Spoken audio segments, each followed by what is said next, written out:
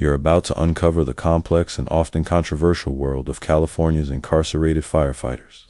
From battling blazes to maintaining state parks, these individuals play a critical, yet ethically debated, role in public safety and rehabilitation. Imagine a state perpetually battling the elements, where devastating wildfires are a constant threat. Now, imagine a hidden workforce, trained to confront these infernos, all while serving their time. This is the complex reality of California's incarcerated firefighters. At the heart of this system is facilities like the California Men's Colony, or CMC. It's not just a prison.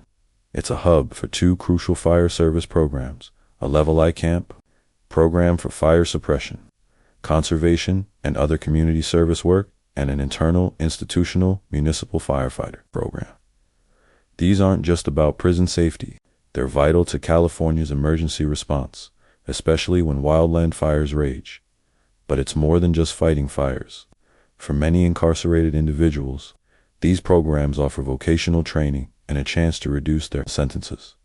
The state's reliance on this labor is deep-rooted. During the Los Angeles wildfires, over 1,000 incarcerated individuals were deployed, making up about 20% of the state's entire wildfire fighting force. This isn't new. The program dates back to 1915 and significantly expanded during World War II due to labor shortages. The economic benefit to California is massive, with conservation camps saving more than $80 million annually. This reliance on low-cost labor is a fundamental part of the state's public safety operations, especially as climate change intensifies wildfire seasons. CMC has historically been seen as a country club among prisons, offering a wide array of rehabilitative programs. However, recent events paint a different picture.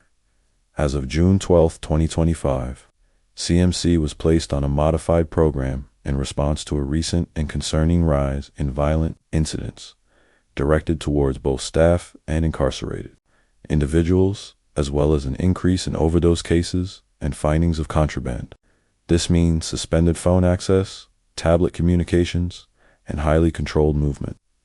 Such internal disruptions directly impact the very rehabilitative programs CMC aims to provide, including the fire services, the California Conservation Camp Program, or fire camps.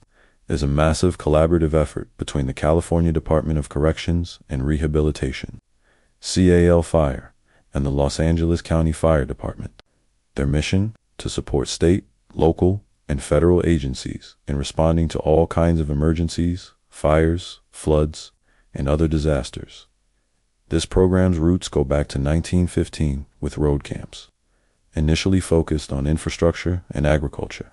World War II, with its firefighter shortages, spurred the creation of the first permanent fire camp in 1946. The program truly blossomed in the 1950s and 60s, driven by several factors: the low cost of incarcerated labor, the belief in rehabilitation, and the strategic goal of reducing prison overcrowding. By 1966, there were 42 camps, employing nearly 3,000 incarcerated individuals. Today, the program operates with between 35 and 44 conservation camps, employing approximately 1,600 to 3,100 incarcerated individuals. But here's the alarming part. That's a significant reduction from roughly 4,500 participants just a decade ago. This decline is particularly concerning as California faces longer and more destructive fire seasons because of climate change. CMC actively participates in this program, specifically Facility M. Within CMC's West, facility houses inmate firefighters who work with CAL FIRE captains to fight wildfires and respond to natural disasters around California. This integration means CMC's fire camp operates directly within the main prison, influencing everything from inmate custody levels to daily routines. These crews do more than just fight fires. They're involved in critical wildland fire suppression and prevention activities, including essential fuel reduction efforts. Beyond direct firefighting, their responsibilities extend to maintaining the cleanliness of campgrounds, beaches, and parks, conducting weed abatement, providing labor for flood control measures such as sandbagging, maintaining cemeteries, constructing fences, and performing trail maintenance. They also contribute to the production of firefighter gear, signs, and plaques. A unique aspect of their support role involves staffing mobile fire kitchen units, which are deployed to feed emergency responders and displaced community members during large-scale incidents, like fires and earthquakes. Separate from the wildland efforts, CMC also runs an institutional firehouse. Its mission is internal: fire prevention, suppression, education, and safety within the prison. This internal focus distinctly differentiates its role from the external wildland firefighting duties performed by the Conservation Camp program. This team responds to a wide range of emergencies inside the facility, including direct firefighting operations, rescue operations, building evacuations, and medical responses. The institutional firehouse at CMC operates under a defined hierarchy, with overall direction from the warden and direct supervision from the associate warden. Business services, OB. The correctional institution, fire chief, holds primary responsibility for planning, organizing, and directing the entirety of the prison's fire safety program. Fire captains, correctional institution, are directly supervised by the fire chief and are tasked with the indirect supervision of inmate firefighters. Inmate firefighters within the institutional firehouse are indirectly supervised by the fire chief and directly by fire captains. They are integral to the day-to-day execution of fire protection, prevention, and suppression operations within the institution. Their responsibilities also include the care and maintenance of emergency response equipment and the fire station itself. Their daily duties are multifaceted: fire prevention through regular inspections of all fire protection equipment throughout the institution, emergency response for suppression and rescue, safety oversight as the institution's safety officer, and administrative tasks like preparing budget recommendations and maintaining records. A crucial and unique aspect of the staff's role is maintaining custody and control over inmates, conducting periodic counts of inmates under supervision, searching inmates for contraband and weapons, inspecting work areas for contraband, and reporting rule infractions. The key difference: the institutional firehouse is primarily focused on internal prison safety and emergency response, while the Conservation Camp program is dedicated to external wildland firefighting, conservation efforts, and broader community service across the state. While both utilize incarcerated individuals, their core missions, operational environments within the prison versus external camps, and the types of emergencies they primarily address are distinct. Participation in both programs is explicitly voluntary for incarcerated individuals. To qualify, volunteers must achieve and maintain minimum custody status, which is granted based on sustained good behavior, adherence to prison rules, and active participation in rehabilitative programming. Generally, candidates must have 8 years or less remaining on their sentence to be considered. Certain convictions automatically disqualify inmates, regardless of custody status. These include rape, other sex offenses, arson, and any history of escape with force or violence.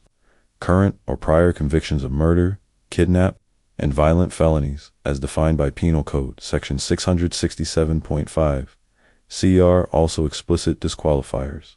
Physical fitness is also a must, with candidates needing to pass a physical fitness test. Interestingly, Proposition 57, effective May 1, 2017, introduced a nuance: violent offenders already assigned to fire camp can earn up to 50% credit. However, while voluntary, the California Penal Code mandates that all medically able incarcerated individuals must work during their sentences, combined with powerful incentives like earning 2 days off their sentence for every day on fire lines, creates a strong element of practical compulsion. This raises profound ethical questions when contrasted with the extremely low pay compared to California's minimum wage. The training is comprehensive. Inmates undergo a 2 to 3 week physical fitness training program that rigorously tests their strength and endurance. This training is conducted either at the conservation camp itself or at specific institutions like CMC. Then there's an 8-day firefighting training (FFT) taught by CAL FIRE staff, comprising 4 days of classroom instruction, followed by 4 days of practical field training. Upon successful completion of the FFT program, participants become certified wildland firefighters. Significantly, all inmate volunteers receive the same entry-level training as CAL FIRE's seasonal firefighters. Post-release programs like the Ventura Training Center (VTC) offer an 18-month residential program for formerly incarcerated individuals. This unique initiative is a collaboration between CAL FIRE, the Division of Adult Parole Operations (DAPO), the California Conservation Corps (CCC), and the Anti-Recidivism Coalition (ARC). VTC provides advanced firefighter training and certifications that were not previously obtainable while incarcerated in conservation camps, preparing them for entry-level firefighting jobs with local, state, and federal firefighting agencies. Graduates of the VTC program are qualified to apply for entry-level firefighting jobs with local, state, and federal firefighting agencies. Now, let's talk about compensation. Incarcerated firefighters are paid as low as $5.80, $10.24 per day, significantly below California's current minimum wage of $16.50 per hour. For comparison, Los Angeles Fire Department firefighters earn between $85,784 and $124,549 per year with benefits. The real incentive for inmates. Time credits, often 2-for-1, meaning 2 days off their sentence for every day served on a fire crew. Proposition 57 further enhanced these credits, with nonviolent offenders able to earn up to 66% credit, receiving credit for 5 days for every 3 days served. For violent offenders, if deemed eligible for the program, they can earn up to 50% credit, 3 days credit for 2 days served. This compensation structure creates a fundamental paradox. While it offers genuine rehabilitative benefits, including lower recidivism rates and a sense of dignity for participants, it simultaneously relies on a highly exploitative labor model that saves the state tens of millions of dollars annually. This economic dependency often overshadows ethical concerns about compensation, safety, and post-release employment barriers, and the risks are substantial. Incarcerated firefighters are more likely to be injured on the job than professionals. Specific statistics highlight this disparity. They are more than 4 times as likely to suffer injuries from falling objects, and 8 times more likely to be hurt by smoke inhalation compared to professional crews working the same fires. Tragically, fatalities have occurred. Since 2018, 4 inmate firefighters have died on duty. Addressing these issues, significant reforms are underway.